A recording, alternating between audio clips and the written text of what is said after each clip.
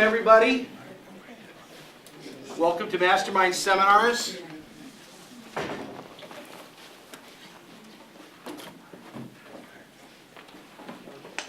My name is Kevin King. I'll be your host today. And I just wanted to start off with a couple questions here. Like, why on earth would a successful businessman fly out from the East Coast just to sit down and be part of what we're doing here today, just to learn? And when he found out that we wanted him to do some speaking to give us some of his thoughts, he was like, oh, okay, what do you want me to talk about? I'm like, that's an amazing, you think about that for a minute. I mean, on his own dime, got in a plane and got in a car, and we had a magnificent evening last night with Alan, with Jerry, with Mark. Quite a few other people were able to join that meeting. But I want you to think about that. Why on earth would somebody do that just to learn? All right? Why would another very successful gentleman who's influential in business, who's influential in top levels of our country's military, show up just because he was invited to something last night, even though he spends only maybe 100 days here in the United States because of his international business? Why would somebody do that sight unseen? I'll put it to you, it's trusting the integrity of the system.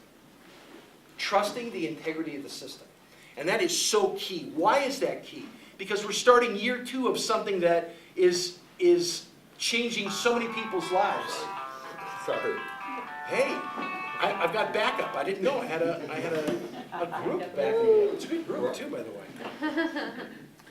Why would they trust the integrity of the system? Maybe a better question is, why would they trust the integrity of the person that introduced them to the system? Maybe that's a better question, because that's going to be the same question other people are going to be asking you. Why should I trust the integrity of the system? Because you're trusting the integrity of the system. Not only by being here, but being able to participate. So what I'm going to ask you to do is, as you look back over the last 12 months, and you can do that by going to thevisionproject.net and going to our website, and you're going to be able to see videos from the last 12 months of what we're doing here. And you're going to see where we started. We started all the way back 12 months ago talking about the value of installing systems. Guess what today's topic is 12 months later? The value of installing systems. But see, last month was the end of month 12, and that was about discovering our life vision. If you don't have a life vision, why would you need to install systems in the first place? If you don't know where you're going, I guess any direction is good enough, right?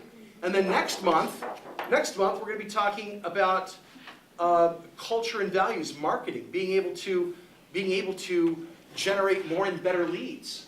So that's where we're going. That's where we've been, that's where we are, and that's where we're going. So before I bring up Alan, I want to give a quick introduction here.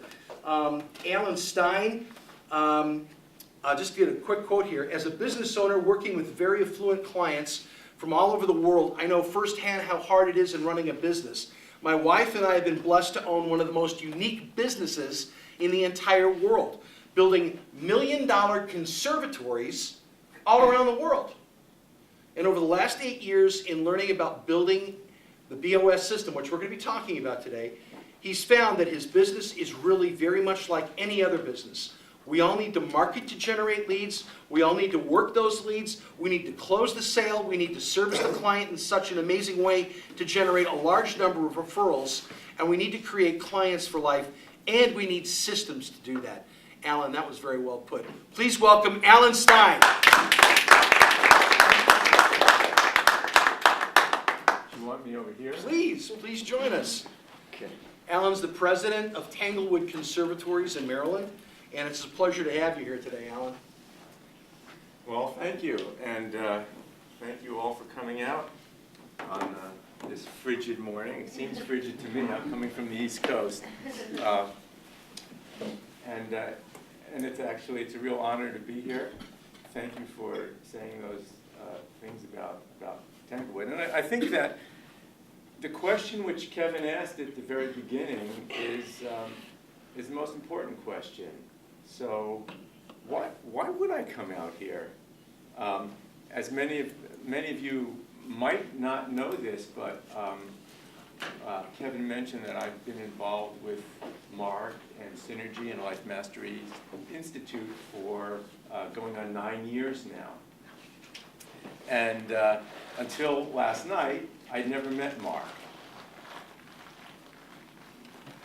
Talked on the phone a lot, but never met Mark. So what am I doing here today? And why did I fly all the way out here today to take part in this? And I think the best way I can answer that question is to tell a little story. And I was doing some mundane housework. I think I was cleaning in the bathroom or something, and not thinking about anything particular. But there I was, and the thought came into my mind. Why? I know. Mark had suggested that I do some work with one of his sons. Or I had asked Mark for some help, and he suggested I do some work with one of his sons. And this was, I think his youngest son, Timmy, had a little business where he was helping to remind people about tasks that they needed to do on a daily basis, and we would pay him a little bit of money to be that reminder. It was actually a very good system. And I took it upon myself to think, well, maybe this is an opportunity for me to train Timmy on some how business worked. And so before I accepted this offer, I said, okay, well, what about this, that, and this? And I wound up turning into this very, very big thing, when really it was just a very simple thing. In retrospect, I see that. And so that went nowhere. And I think Mark did a takeaway on me and said, okay, no, that doesn't sound like you're interested. We'll just move right on. So, you know, I couldn't deal with that. So maybe a little bit more time went by, and there was another opportunity that came along, and this time it was to hire one of the EVAs to do some work which our company really needed. And once again, I put out all kinds of, I need more information, so how's this going to work? You know, how do I know whether the outcome is going to be there that's going to make it worth my investment? And so once again, this went on for a little while, and then finally Mark said, I don't think it's going to work, off the table. And so the third time came along, and this time it was an opportunity to use one of the EVAs to install a very important part of the BOSS system. And so there I was doing some cleaning work, and I'm going back and forth, and I'm saying, well, how do I know that this is really going to work? How am I going to know that this investment that I'm asked to make here is going to pay off? How do I know the credentials of this guy? Blah, blah, blah, blah, blah. And then the strangest thing happened to me. All of a sudden, it was like I was watching myself, and I saw, geez, you're thinking this thing to death. What you really need to do is to let go of this. And what I saw was that my way of thinking about this and every other thing that was going on in my life and had been going on in my life was as if I were in a very small box. I was in a little box. And I thought that this inside of the box was the whole world. And all of a sudden, I saw, no, I was just in a little box, and I couldn't see out of that box. I couldn't see what the rest of the world looked like. And I had a choice right then and there, at that moment. I could either climb back into the box and stay there and pretend I never saw this and take advantage of this, or I could just say, I'm going to break out of this box, out of this way of thinking, and I am just going to say simply one word: yes. And I think at that moment, my relationship with this organization changed dramatically. And from that came the realization that there are dimensions, in the universe, that there are limitations that we all face that we're not even aware of, that we all live in a box, which is just like a prison. But we never know that. We think that we're walking around, that we're seeing the outside world, and we think we understand what reality is. The real reality is that we live in a very small box. And until we get a little glimpse of that, and until somebody comes along and offers to help show us how to see outside of that, how to get out of that box and start to live, we will never, ever realize anything close to the full potential that we have. So that's the foundation of what we call dimensional living and dimensional thinking, which is a really integral part of the system that we're learning about here. We have the BOSS system, which is really a three-legged stool. There is understanding personalities, the DNA of people, and that has to do with the same kind of concept. Being able to look outside of ourselves, because until we're introduced to the idea that people are radically different from us, we think that, and we look at people in terms of ourselves. You look at other people and you think they're kind of like us, because that's all we really see. When you start to study personalities, you start to understand, wait a minute, I'm just like one little personality type over here, and there are all these other things, and if I'm going to really connect with people, be able to work together effectively with people, I need to understand a lot more about people and about myself. I need to know where I am in that whole scheme. So that's the DNA of people, which is the personalities masteries. There is the other leg of the stool is the natural laws. That's understanding the way this world works, the way the universe works. Simple, at a simple level, and very, very deep, all the way down to spiritual levels. How does this world work? Because unless you understand some of these principles, you also won't be very effective in the world.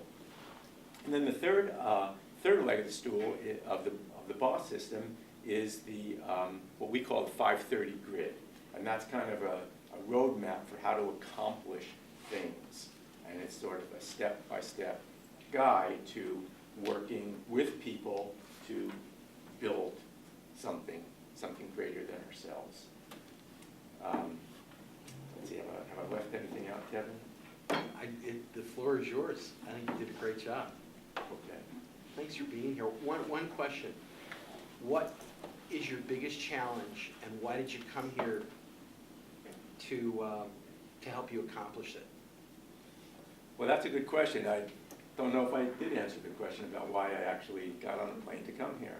And the answer, I think you said it well, is because I have learned that if I'm going to transcend the limitations that I have in all these areas, I need to trust the system.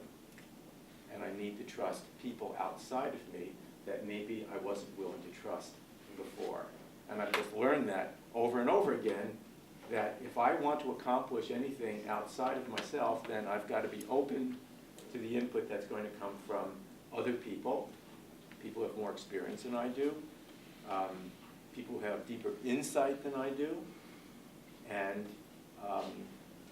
the systems that are there in place. I can't go out and create my own systems very easily. So if there's a system there, and the system works, and it's been proven to work, and there are people there to help guide you through the use of that system, I've learned to trust it, and the results will be there. I know in one of the calls that we had, you said you wanted to be able to achieve your life vision. And it's not just seeing it from the 30,000 foot view, so you're looking down.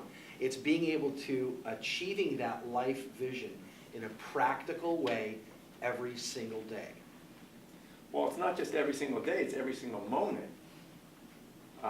Because until you can connect your high-level life vision with the actions that you take, even the thoughts that you have in any given moment, you know, this moment as we sit here right now, you're not really going to be effective. Thank you. Okay, that's good. Thanks, Alan. All right. Thank you.